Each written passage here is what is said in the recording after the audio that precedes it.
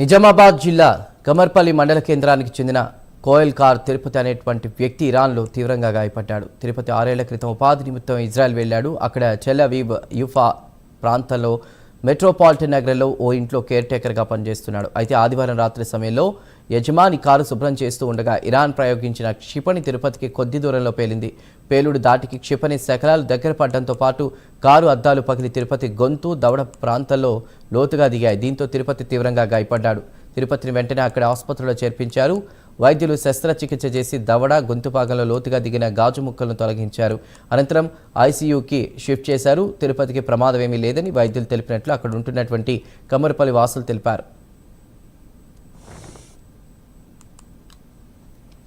తిరుపతి అయితే మాకు తీరని ఆవేదన కలుగుతున్నది. నెల నుంచి ఏదైతే వార్ యుద్ధం చేయడం జరుగుతుందో గత కారు షెడ్ అక్కడ ఉండి వారం రోజుల దాకా ఉండి పని లేక ఒక్కసారి ఆదివారం పోయిండు. అక్కడ సాయంత్రము ఎగ్జాక్ట్లీ 4 గంటలకు కావచ్చు అనుకుంటాము. అక్కడ బ్లాస్టింగ్ జరిగి షెడ్ మీద పడేసరికి కంగారుతోటి ఏమి కూడా చేయలేక తమ్ముడికి గ్లాసు తగిలి మెడకాడ చేతుకాడ గాయమైపోయింది. మాకు ఆ రోజు అసలు ఫోన్ చేయలేకపోయేసరికి మాకు నిద్ర లేదు, ఏం లేదు.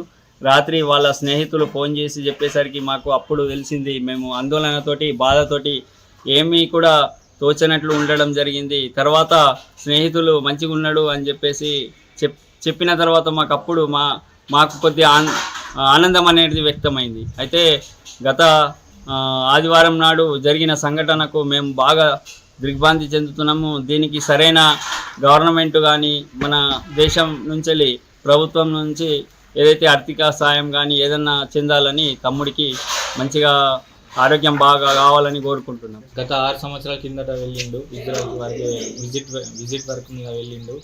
అంటే 6 సంవత్సరాల నుంచి మంచిగా ఉన్నాడు. మొన్న సండే రోజు మధ్యాహ్నం జరిగింది.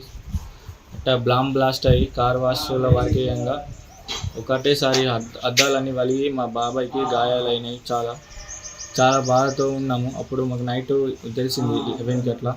మాకు మండే రోజు ఈవినింగ్ వీడియో కాల్లో చూపిస్తే కొంచెము వీడియో కాల్లో చూసిండు కాబట్టి మాకు ఏమనిపించలేదు. ఇక్కడ ఇజ్రాయెల్ వాళ్ళు చాలా మంచిగా ట్రీట్మెంట్ చేస్తున్నారు.